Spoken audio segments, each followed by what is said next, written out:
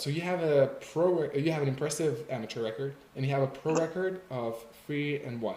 3-1. Did you retire from fighting professionally already, or did you like stop at the point where you're successful, or I'm just curious. So a lot of people ask me, and I get a lot of comments saying like, "When are you getting to the UFC? When are you getting to ONE FC? When are you getting to Bellator?" And I've always answered the same thing. I have no plans for any of that.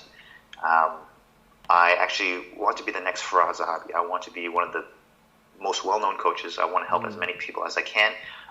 As I said, I love helping people, and I love helping people in martial arts. Um, and now that I have a decent sized social media platform, I can reach as many people as I can, and my goal is to continue helping as many people. Am I completely not going to take any more fights? It's iffy. I don't know what I'm going to do, but Mm. it's funny you mentioned that today. I do have some exciting news, Okay. which I will share in probably the next week. So it's funny how you asked, but I'll save it for next week. Okay, of course. Let's not say it too early. Yeah, again, I was interested to ask because I was contemplating guessing in the back of my mind, and one of the reasons why I asked is because I just started basically doing MMA, so I had one pre-amateur fight, but I'm considering. Also, I didn't really say that on record, but not everyone's going to watch that. I'm considering to try reaching a pro level and having a couple of fights there. That's awesome. And I at least I imagine then I would stop and say, okay, this is it. I've done it. I proved I can do it, and maybe also turning into to becoming a coach. Who knows? Yeah, exactly. But that was my feeling was for myself. My idea is to do a few fights and then decide, okay, I have the experience I need instead of continuing to get brain damage. You know So what? That actually reminds me of another topic that I should have mentioned, but I actually had the opportunity to speak to, or actually train and have dinner with one of my idols, Faraz Zahabi. oh, He's a nice. very well-known coach, Yeah. and he has amateur fights, but he has not fought professionally, Mm, and he doesn't feel the need to. And we've had a talk about coaching and fighting, and just because you are a fighter or have experience in the ring doesn't make you a great coach. You can have both, or you can be neither, or just one. Faraz has had his amateur fights, but he never went pro, and he's by far one of the best coaches in the world. He can probably make it to the UFC if he wants, but he doesn't want to. There's too much to sacrifice. He's a family man, and to make it to that elite level, you need to sacrifice a lot of time. Sacrifice your girlfriend, hobbies, other hobbies, just a lot of sacrifice, and he doesn't want that life. right. But I've seen him roll and spar, just train with UFC level guys, and he can keep up with them. Right. So I have no doubt in that. Right. So there's your answer about Right. that. You don't need to get experience in the ring. It's great, but it's not necessary. Right. Because that was my guess and my feeling, where I felt maybe it resonates with my vision as well. And that's why I wanted to ask if you did those fights to gain experience rather to go for a full on career. So it sounds like it's something like that. Yes, it is, and my news has also something to do with that. Like, I don't think I want to fight. I personally don't like fighting. I love training. I love sparring. I love sparring hard, Hmm. but I hate training for a fight and the time you have to put into training for, like, when you're super sore and you just want to rest, but you have, or you feel like you have to train because you feel like you're not ready for the fight and you want to do everything you can to be ready for the fight, and the stress. But yeah, I do want to fight again for MMA Shredded, Nice. but not because I love fighting. Hmm. But more for experience. Oh, More for experience, more for the knowledge, right. Very cool. credentials. Hmm. Well, I could go on here forever, but obviously I want to make sure we tackle the main subject. Yep. And so I'll turn the attention to your program. So I watched most of it because the thing is, the way I watch things, I break it down and I don't rush. So I didn't rush through it. So, but as I analyzed it, a bunch of questions came up. But before I get into the questions, maybe you can just introduce a little bit about what the program is and how it came to be, so that the viewers who haven't seen it would know what we're talking about. So the course is called the MMA Striker, and it's called the MMA Striker basically because it tailors primarily to the striking focused fighter, which is myself. Like, I started with Muay Thai, trained Muay Thai for about 4 or 5 years before I started training Jiu-Jitsu. I went pro in MMA with lots of Muay Thai experience, but as a white belt in Jiu-Jitsu. Now I'm a purple, but I still went in with barely any Jiu-Jitsu experience. So I've been primarily a striker, and all my fights have been, usually the game plan is keep it standing, keep it standing, keep it standing. You have better standing, keep it standing. Don't go to the ground, keep it standing, keep it standing. So the course is tailored to strikers, but then there's changes to the stance because it's MMA, not kickboxing or Muay Thai or boxing. And then there are about 3 or 4 chapters, if I remember correctly, on grappling. And most of the grappling is the most important grappling techniques to keep the fight standing, how to get back up if you're taken to the ground, or how do you escape mount or side control. And then there are a bit of takedowns mixed in there as well.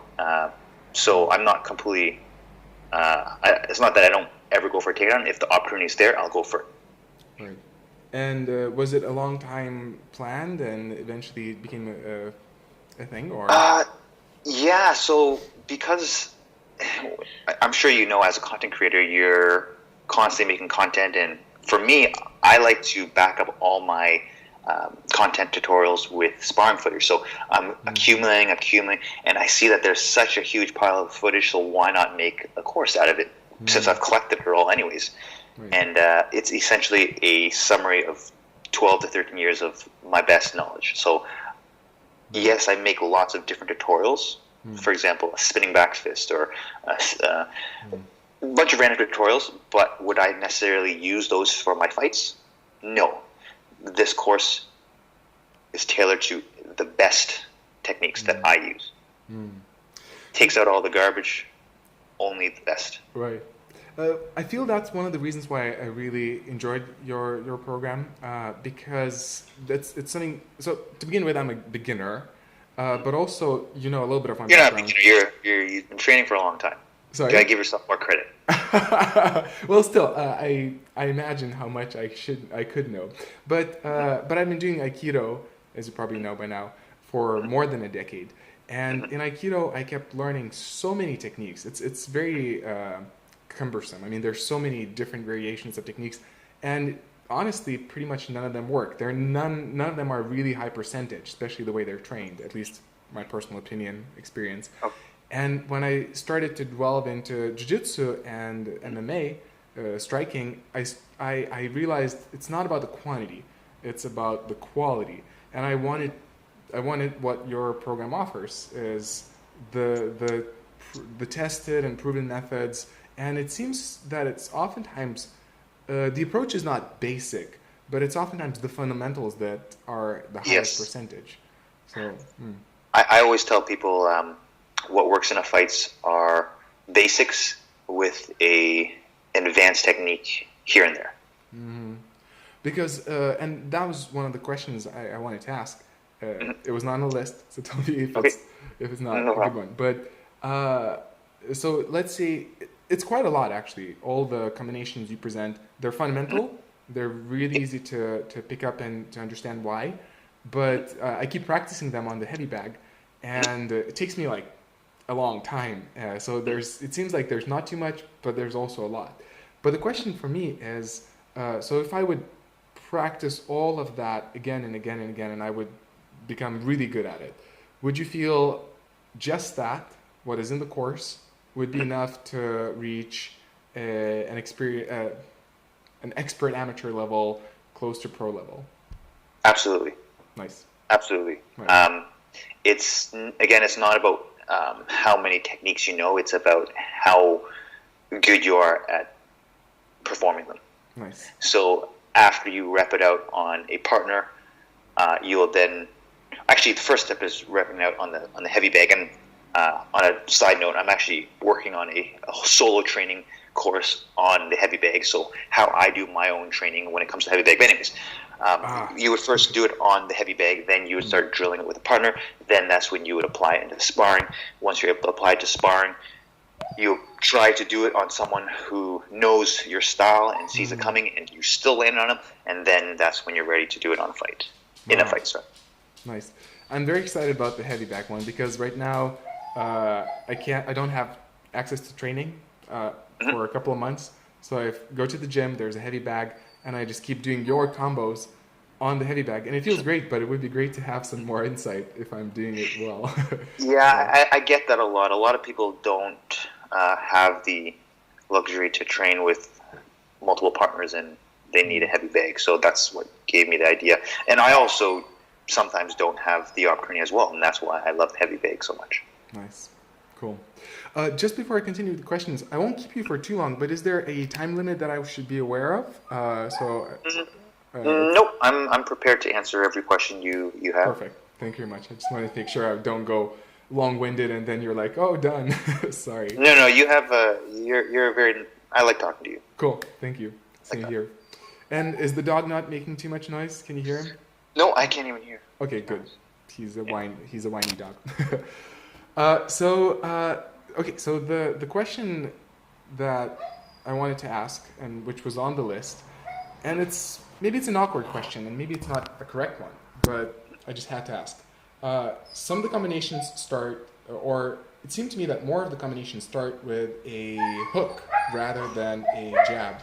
Are you sure the dog is not making too much noise? Can you hear him? No, I can hear you. Okay. So yes. Just the reason I'm asking is because I love the jab. I love jabbing all day long, maybe too much, but that's why I was so curious. So is the hook better to start with than the jab or anything else? In my opinion, both the jab and the lead hook work well to start a combination. They're both just as good. So there's no better. There's never a wrong. I always tell my students there's never a wrong or correct. It's what works for you. And I personally like the lead hook better because it simply closes the distance more because it's a shorter weapon. So it requires me to use my footwork to get into range to attack. Whereas the jab will keep me really outside, and therefore other weapons may not hit. I will use the jab cross. I will use the jab low kick very rarely. But when I set up kicks, I generally like to use my hook. Or, for example, the hook cross is one of my favorites because the hook gets me in range. Usually when I throw the hook, my opponent will usually back away, but my cross is longer than my hook, and then I'll land it. That's the only reason for me picking the lead hook more than I use the jab. I'll very quickly close the balcony door because the dog is going crazy there, and Yep. I'll be here in a second. Okay, I'm back. So naturally, a few more questions come from me to make sure I understood what you said. So because one of the parts I actually really liked, one of the insights, and it was just a short one, but it just clicked with me in your course, where you mentioned that if you cannot connect with a jab, you will not be able to connect with a cross. So I like that because sometimes I feel I don't get the jab, and then I'm still going for combinations, and they're not really landing, and I'm just wasting energy. But the jab is still, I have a feeling you have a long range. I have quite a long range as well. So it's my jab, sometimes I feel maybe it's so far, and I like to step in and jab, that maybe there's a less chance that the cross will connect. So if I understand well, if you land a hook, it's a shorter one, and there's a much higher percentage that the next one will land as well. Is that the way I understood it, or? Sort of. So if I throw the hook, my opponent may block, and then my cross will land. But if my opponent backs away, my cross will still land because my cross is longer than hook. Whereas if I throw the jab and say my partner backs away, well, now he's at the end of my jab, which means he'll probably also. I'll probably also miss my cross. Whereas the hook gets me in range, and as he backs away, my cross is longer than the hook, so my cross will land. That's the same for kicks and knees, especially the knee. One of the hardest things to land is the long knee because your opponent can just simply back away. If you throw the jab, your partner backs away, the knee is not going to land. You throw the hook, maybe you still might throw the knee, but might land the knee. But often enough, you throw the hook, your partner backs away, you miss the knee again. Got it. And so there's no specific reason per se that the jab is more easily readable than the hook or something along those lines. It's more about the reach and range. Yes, for this particular question. And I mean, I'm thinking back, and perhaps I do use the hook more than I use the jab in the course, but I do use my jab quite often as well, so don't take anything away from the jab. Got it. The jab was quite there in the course, but I just noticed the lead hook is there more, and since I love the range and I love keeping the range, I was a bit confused because, as you mentioned, the lead hook is based on shorter distance. So yes. I was a bit afraid. So does that mean I will have I will bring myself into a more dangerous situation than if I go for the lead hook instead of the jab? Both can happen. I find maybe my jab just isn't that good, but every time I throw a jab against a very skilled opponent, they throw that overhand on top. When I throw the hook, on the other hand, that covers my left side of the jaw and keeps me protected. And then I'm not much of a boxer. I like to use my hands to set up the kicks. Which naturally leads me to my next question. It's specifically about kicks. I'm terrible at kicks. I don't know. Did you just for an additional insight? Did you have a chance to have a glimpse at my amateur fight? It's like at the featured. I have not yet, but I will take a look now that you mentioned it, and I'd love to analyze it and give you as much feedback as I can. That'd be amazing. I really love it. Be aware it's low quality. I mean, it's a bit shaky camera and it's not edited. The reason is because I was just so exhausted after the fight, I just dropped whatever I had. Anyway, you can still see the fight there. Okay. But so in the fight, if you watch my first fight, the kicks, I didn't invest much into them, but it's clear that they're not good. And at the same time, I feel there's a huge advantage to them. One interesting thing, a lot of my viewers mentioned my big thighs, and they are quite huge. I have no reason. Yes, I've seen them actually. Really? Okay. So I don't know why, but apparently that's a good thing for kicking, which for sure, absolutely. Good to know that it's true. and long legs as well. So I just felt in my first fight that if I would have used good kicks, that would have given me such a huge advantage. But I wasn't. So where would you suggest for a person like me to start with kicks? How to develop them and all about that? I think the question is quite general, and I guess my answer is quite general as well. And it's just a practice. It's to drill, to drill your kicks. The only way to get good at something specific is to train that specific thing. I do believe, however, I'm naturally quite good at kicking. I think it's because I started playing soccer as a child throughout my teenager years, and I'm really huge on low kicks. So just as you would kick a soccer ball, you would kick the leg, except you would adjust at different angles to the thigh. So a soccer kick is the same as kicking the leg. But yeah, back to the question, it's just from drilling the proper technique on the pads, on the heavy bag, on your sparring partner, and in sparring. I kick a lot more than I punch. You can see it in any of my fights. I kick probably like a ratio of 2 to 1, And would you say that would work for most people, that approach to use kicks a lot, much more? Because you mentioned in your course as well that MMA practitioners tend to kick less. So they usually you see more boxing in MMA. Kicks are effective, but it can get you taken down. And nowadays people are scared to throw kicks because of Anderson Silva's chin snapping in half. But you definitely see more boxers than you do see kickers. Any reason why besides the snapping of of the? I would just say simply because a kick can be caught and you can be taken down with it. Okay. But I would presume that if the kicker is good, it's not necessarily like it's not a huge danger in reality.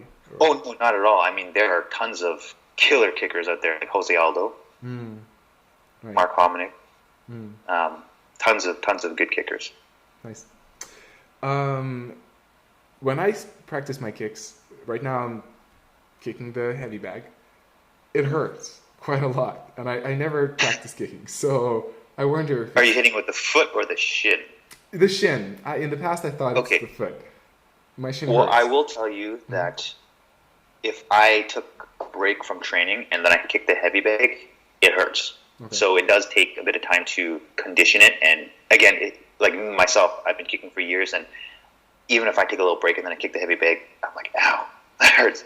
But then once I've warmed up, then it kind of goes away and I get used to it again. But it does take time to get used to. Okay, so it's all about, again, And conditioning, and also depends on the heavy bag. Some heavy bags are hard as fuck. so it depends on what kind of heavy bag you're also kicking. Okay, I don't think it's too hard. I think it's probably hard enough though. But yeah, okay, conditioning. It's not like I'm broken or I have. No. It takes time to get used to, and you don't have to smash the heavy bag as hard as you can every single time. Like, you work your way up, slowly condition it. I've never been the type of guy to go to Thailand and kick trees. Like, I'm sure there are fighters who do that. I don't. Yeah.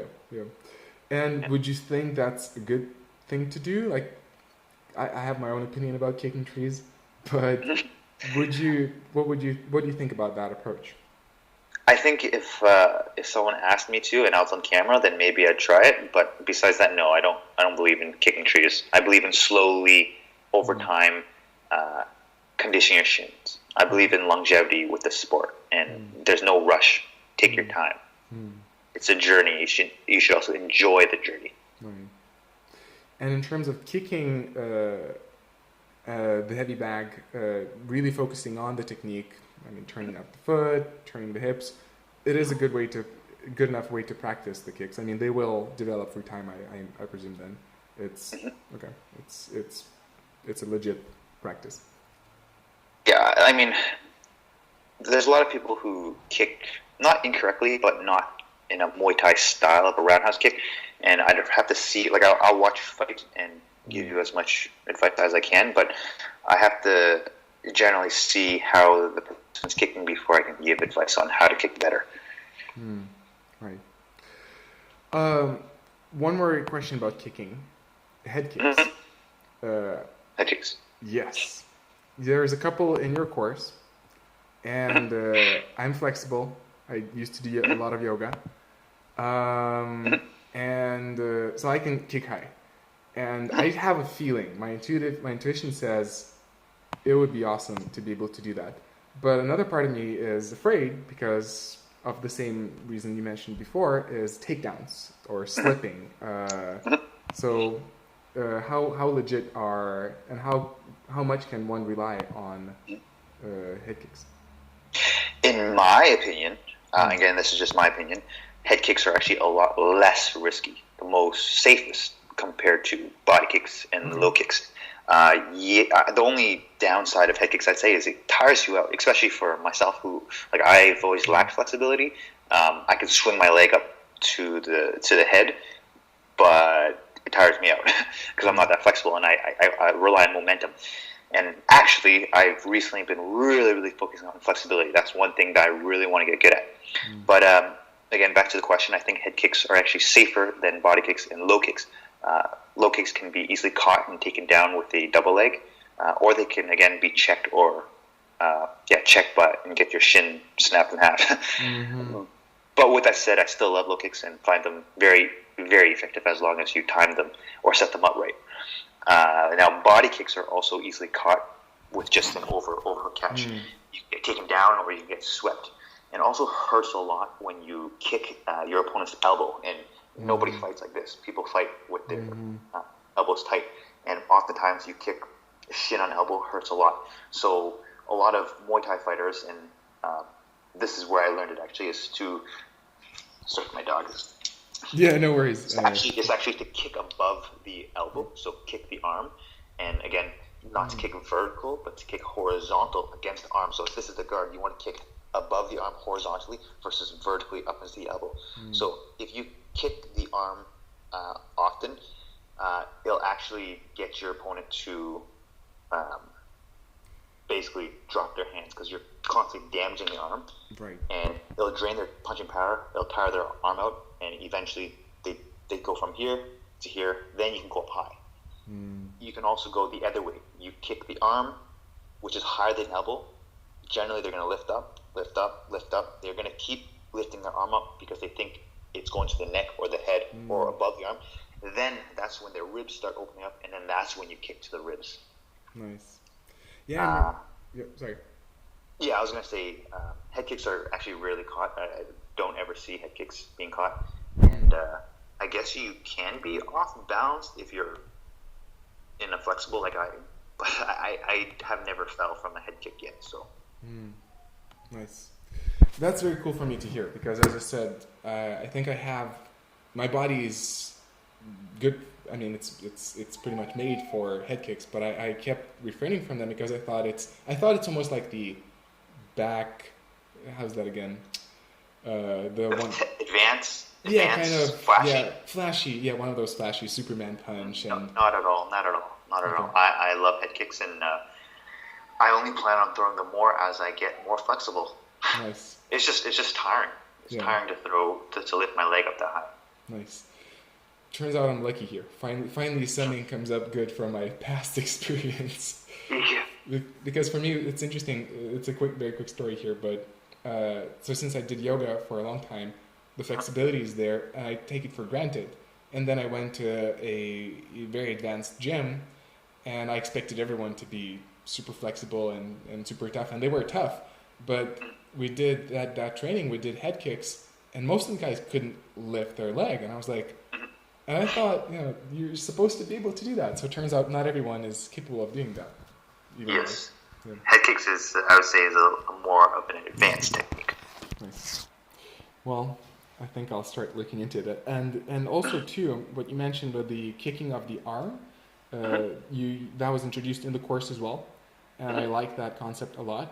The only quick question here for me, in sparring, I'm sure it's good to practice it, but does it tire out the arms of your sparring partners as well, even if you're not wearing shin pads? And to be honest, I've never had anyone say like, "Oh, you kicked my arm's getting tired." So I don't know, but it's a fact that if you kick the arm, it will drain the energy, and it hurts. So I can say for a fact that I've Dutch blocked my opponent's kicks, and my arm hurts, and I feel less power. But again, I've never had anyone say like, "Oh, Jeff, you're kicking my arm. Good strategy. It's tiring me out." No, I've never had that. Okay, but you can use it in sparring as a kind of strategy. Oh yeah, for sure. I love to kick the arm even in sparring, or more so in sparring, because I don't want to kick my partner's elbow.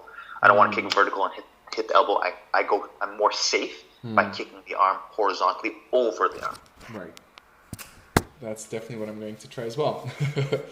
And that's where technique really comes to play, because a general kick, or in a bad technique kick, is to just kick right up, straight up, snap right up. But I would say a skilled or a beautiful kick is to kick horizontally, right across, shin right across the body. That's good to know, to make sure that I don't train bad habits. And actually, that brings me to my last, I think the last question in terms of kicking. In terms of technique as well, that's something that a lot of people suggested in the comments of my first amateur fight, where my kicks were terrible for many reasons. But they were mentioning the snapping down when kicking the shin, kicking low. Do you do that? I think you might have mentioned that in your course, but I just wanted to double check. Is that the way to practice it, or? I'm not sure because I haven't watched your fight, but there are multiple ways to kick the leg. You can kick vertical, you can kick horizontal, or you can kick down like a meteor, dropping down. Generally, if I'm closing the distance and my opponent's backing away, I'll step and kick downwards. If I'm stationary, I generally just chop upwards. And And then sometimes I'll also just kick horizontal, which is when my partner or opponent is backing away. So it's not one is better than the other, it's just different circumstances. Exactly. The fastest one would be kicking upwards, but that one's probably the weakest kick. Kicking downwards is definitely the hardest, but probably slower. Got it. Yeah, I was just curious because when so many people mention the snapping down, I guess just going from up down, I thought maybe that's the main way to go, but it's good to know that it's not just that. Are you snapping the kick, or are you trying to kick through the target? It's a good question. So yeah. I'm not sure what the comments were referring to, but they could, when I hear the word snap of the kick, it could be that you're just kicking halfway, but you want to kick through the target. I think there were probably, the way I picked it up, again, maybe I misinterpreted the comments, but I think it was mainly about the direction of going from up and down. But yeah, also too, it's just, again, bad kicks. I need to work on my kicks though. So I'm sure I just did them for points because we were wearing shin guards, and the extra padding. I didn't know that's going to happen. I learned it only the day before. I thought we were going to do like a full-on MMA fight. But then I thought, okay, so I will not be able to do any damage with my legs, and I was just barely touching. But anyway, lots of mistakes I did, lots of lessons to learn. Just a learning experience. Right. Before I move to the next question, for some reason my Skype is bright and white. Do you have that as well? Is your screen okay? My screen looks okay. That's weird. I'll just quickly try to fix it so I don't record a bad. That's interesting. Sorry about that. No problem. It's been a while since I used Skype. Very strange. It's like a... Oh.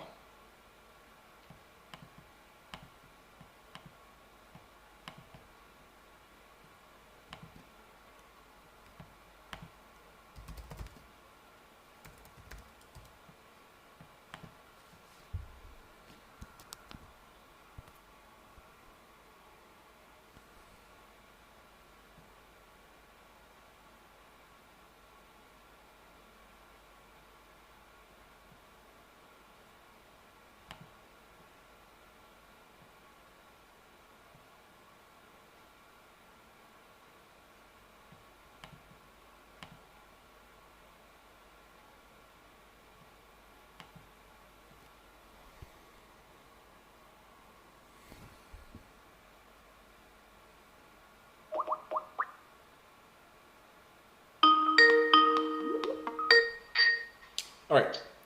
Just the Skype just closed down. I guess it was. No problem. Cool. Okay, there's our camera as well. So, following the kicks, I wanted to move to a different subject. And short background of what happened. So I'm back in my country, back in my hometown, small hometown. Not much access to high-level training. And in a couple of months, I will go to a good gym in another country. But now I have to work on something. So I'm doing the heavy bag. And one of the other things I decided to focus on, something I lacked in my first fight, is cardio. The coach that I'm going to said, good idea. Now the main challenge for me is to figure out a good way to do it, to make sure I don't overtrain or I don't train the wrong thing. So I wanted to ask your advice about cardio for MMA. So just like how to develop cardio? In a way, basically, yeah. But also, obviously, for... Is it universal? Is there cardio for MMA versus cardio for... Oh, I just meant so how to develop cardio in general. Right. To begin with, yeah.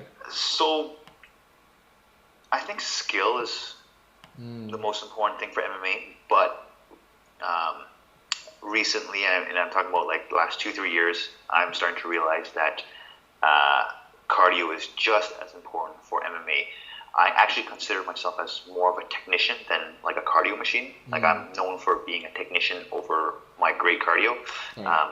And I was fortunate enough to win a lot of amateur fights with good technique while nearly gassing out. But as you fight better and tougher guys, you need cardio, and cardio is like everything.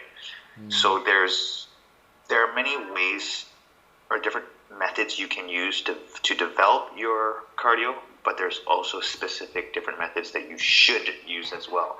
So the way I see it is there's actually 3 energy systems, but I just focus on 2, which is your aerobic system and your anaerobic system. So a lot of people associate MMA with your anaerobic system, which is true. MMA is all high intensity, but many people neglect the aerobic system, and I did that at first. So your aerobic system is always working in the background. It's always working even if you are performing high intensity action. So your anaerobic lactic system, for example, is a minute of high intensity action. So say you are throwing punches and kicks really fast for a minute, you're going to get tired. So if you have a strong aerobic system, you can repeat that. So your anaerobic lactic system will recover. So again, the more developed aerobic system you have, the better you can use your other energy systems. So your anaerobic lactic system is basically 10 seconds of max intensity. Then your lactic system is a minute of high intensity, and then aerobics is low intensity for long durations. But again, a lot of people neglect the aerobic system because they think it's associated with weak runners. So one thing that changed my game was I started to run long, low intensity jogging. So basically I try to develop my aerobic system months before a competition by simply going on long, low intensity jogs, and then closer to competition I will then focus on the high intensity training. And when I first started my amateur circuit, basically my coaches would be like, you need to run. So then in my head I'm like, okay, I'll go run. So I go on a run, and then like 2 minutes later I get bored of running, so I start running faster, and I start sprinting to tire myself out to get the run over with. Little did I know, I'm now training a different system. So my coaches are telling me to run because, it's just a general statement, do your runs. So I go and run, and instead of putting my time into it, basically, I sprinted to get tired. I'm like, okay, I did my run, I'm done now. But there's no difference from me being in the gym and smashing pads, because both were high intensity training, and I neglected the aerobic system. Now when I'm training for a fight, or if I really want to be in great shape, I do my slow runs. And when I say slow, low intensity runs, I'll run for an hour and a half, and at the end of the run, my heart will barely be beating, just like I'm walking. Wow. You're not supposed to. You're supposed to keep your heartbeat at a certain rate to train your aerobic system. If you go any higher, you're now training a different energy system. But you need to develop that aerobic system, which, as I mentioned before, helps with performing high intensity. It's really great you're bringing this up, because I was quite confused about how it works, and I guess as most people, I thought MMA is mostly about the anaerobic. And so these days I'm trying to figure out a system, a routine for my workouts. And one day my wife is a personal trainer, but she's not focused on cardio currently as much as everything else. So she gave me some advice, but she didn't break it down. And she just said, after I did a few sessions, she said, today just do a long distance run. And I did. I ran for a long time, and I really liked it. I really enjoyed it. But part of my mind thought, probably this is not really useful for MMA. Turns out it is. So yeah, you would think that, and a lot of people, especially this generation, like I don't know what other coaches are saying, but I hear from a lot of people, like all they do is high intensity, and it could work for them because just doing high intensity will also help. But for me personally, when I started doing my long, low intensity running, I felt a tremendous change. Like I don't know how else to emphasize on it. Just like long, slow runs, it's boring. Like I'm like 10 minutes in, I'm like, holy smokes, I just want to stop it. But you gotta put your time in, and you will see the results. And actually, it's not so new if you relate to Thai fighters. Every Thai fighter in Thailand, they wake up at 6 in the morning and they go for their 1 hour run. And then they go and hit their pads, and then they go hit their heavy bags. But every morning they do their runs. And there's a saying in Thailand, it's like, if you don't run, you don't fight, or no run, no fire. I don't know, something like that. Yeah, makes sense. Yeah, that's great to hear, because I really actually enjoyed that long distance run. I used to hate it as well. You're lucky you enjoy it, because I hate it, but I know not to do it. I used to hate it as well.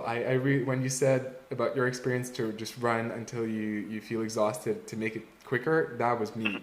And just something switched. So I'm like, yes, this is good. Yeah. Would you say an hour is enough in terms of the aerobic running? Or you said you do an hour and a half?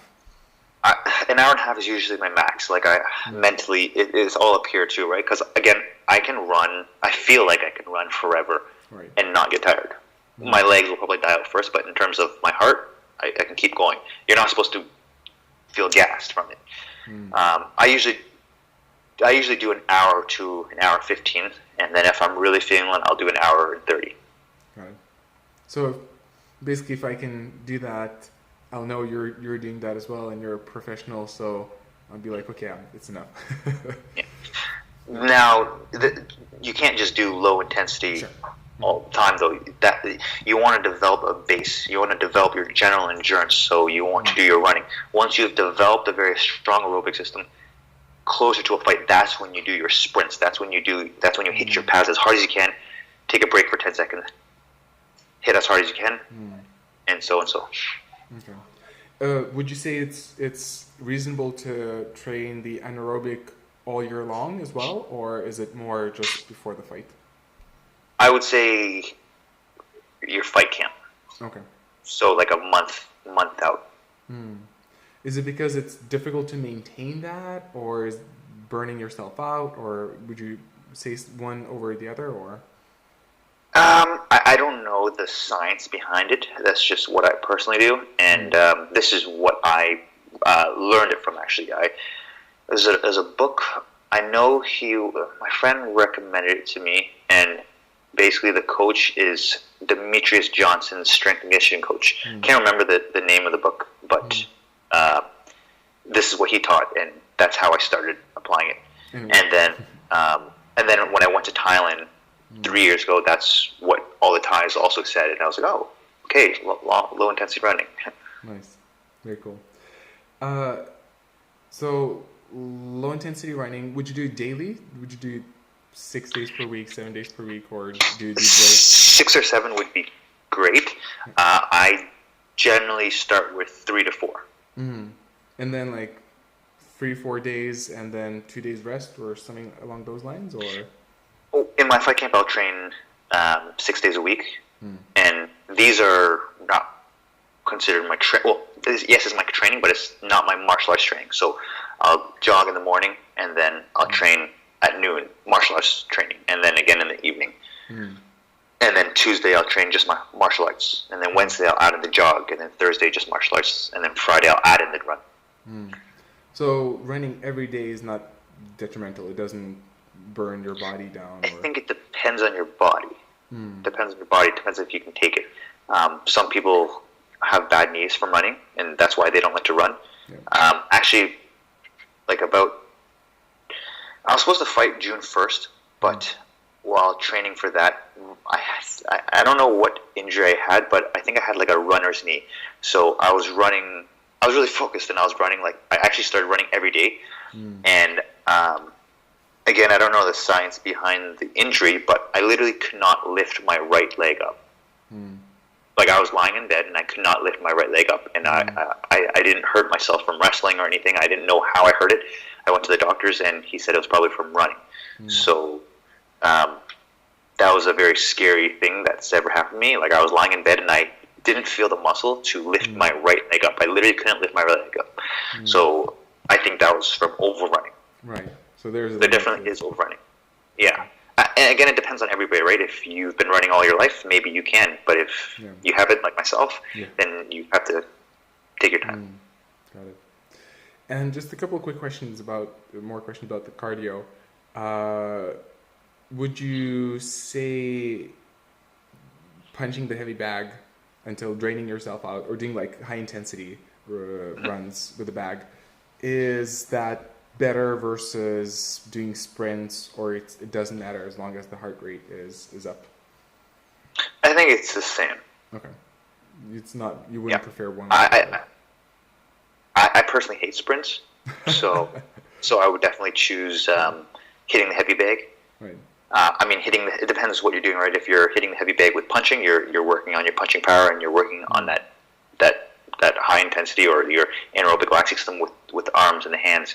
If you're sprinting, you're working more of the legs. Got it. So it really depends.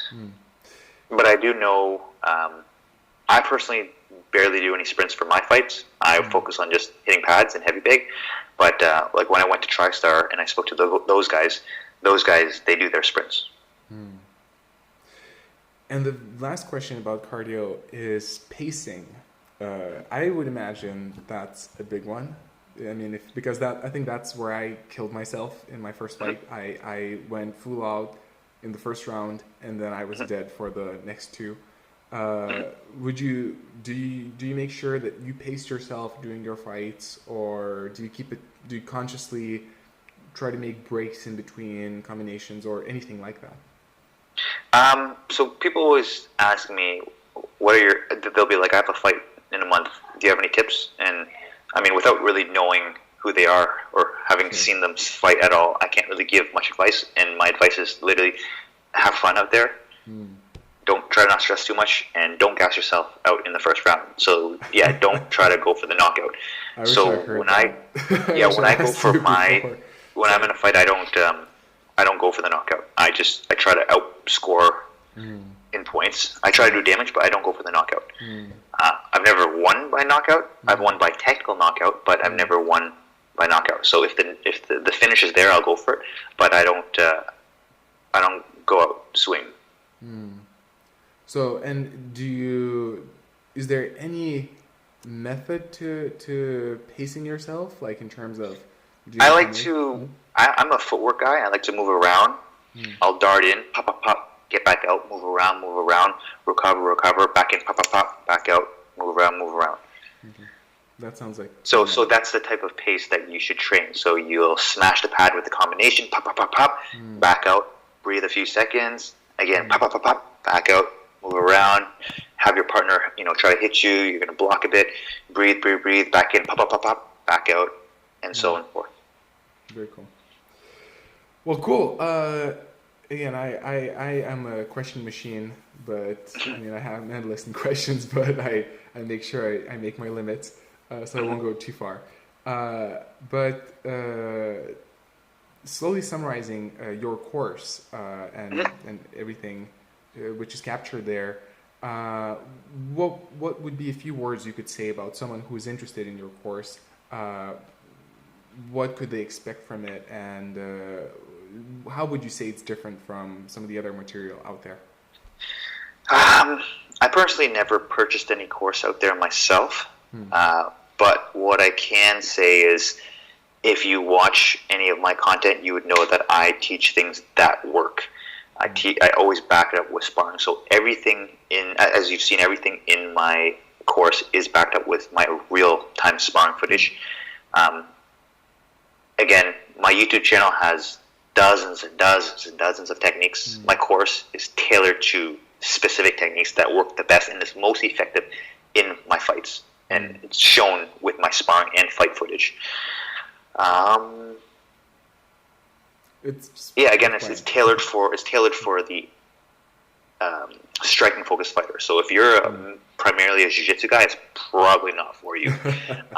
What I think this course, again, I haven't seen other courses, but why I was so excited to make this course was because it's structured in a way that you learn from the beginning to end, and you learn why you use certain techniques versus learning 50 ways to counter the jab, but you want to learn why you do that. And another example is you can use head movement, you can use the long guard, you can use the shell guard. When do you use which? How do you decide? And my course explains my way of thinking and when I would use in different scenarios. Yeah, that's exactly what I really liked about it, and that was exactly what I was searching for. In my video review, I mentioned that. But that yes, you did. Right. That was one of the parts which I'm frustrated when I'm learning. And I feel like a lot of coaches teach that way. Maybe it works for some people, but they just kind of pass on what they did, what worked for them, and they're not always even aware of themselves, like why does it work or when exactly they use it. And I'm the type of person who wants to know why and when I do things and why I should do something. So that course, the way you tailored it was wonderful in that sense. Like, yeah. Actually, I've thought of something else that I wanted to add. I find this course really helps the martial artist that has a different background other than Muay Thai. So there's a lot of fighters out there who keep a taller stance, but as you know, in the first chapter, I show how I have a very wide stance. I keep my hands somewhat low, and I don't have the traditional boxing stance. I have a longer guard, and that's related to a karate style stance. And I feel like it's just different because people always talk shit about people with wide stance because it leaves them open for that low kick. But little do they know it's actually a benefit if you know how to use your footwork. That's actually one more. I did not mention this in my review, but that's one of the reasons, again, why I was so excited, because I tend to have naturally, maybe from my Aikido background, but I tend to have a wide stance, and I just feel good at it. And I got criticized for that as well, and I started narrowing it down, but it didn't feel natural. But then I was like, yes, I got permission to use it. Yeah, I mean, look at George St. Pierre. His stance is so wide, and he basically baits the guy to throw the low kick, and when he throws the low kick, he either throws a cross or shoots for a double leg. For me, I know that my leg is wide open for a low kick, so I'm ready. I'm ready to make miss. Right. And it's all about how to fill those holes. Very cool. So before we finish up, there's a couple of additional questions I'd like to ask. And one of them is just a little bit more about you. Just very curious. I learned some things about you. I looked at your website and watched some of the videos, but sometimes I have this situation with myself. There's, as you mentioned on your channel, there's so many videos, and I'm getting there too. There's so many, it's impossible to expect everyone to see everything and know everything. So I just want to use the chance and ask. So are you coaching already in some gym, or do you own your gym, or what's the situation? If I can. So I train at 2 different gyms, and I coach and instruct in one of them, and do online coaching, and I do private lessons as well. Is your vision or dream to have your own gym one day in the future? Yes, I would love to open the gym one day. Right now, I'm trying to keep everything online. I really want to travel. I'm going to be going to Thailand soon, and hopefully Bali next. And I just want to train it and travel, and meet other martial artists and learn and just keep growing as a martial artist. Once I'm ready to settle down, I definitely want to open up a gym. So one of the reasons you're not opening a gym yet is because you're still that would be one reason, but the other reason would be financial reasons. I'm sure. I imagine it's tough. And I'm lucky in Lithuania. There's many different reasons why rent is low and other things, and so I was able to have the Aikido thing, and I imagine it's. Oh, so do you own your own gym? I used to have an Aikido school. Okay. I closed it down before I went to train in the States. Gotcha. But I learned while I was in the States, I realized it's a different level there. Like if you want to open a gym, it's a huge thing. Gotcha. Yeah. And technical question. Very last one, but again, I have to make sure I use the chance. Long guard. The long stance.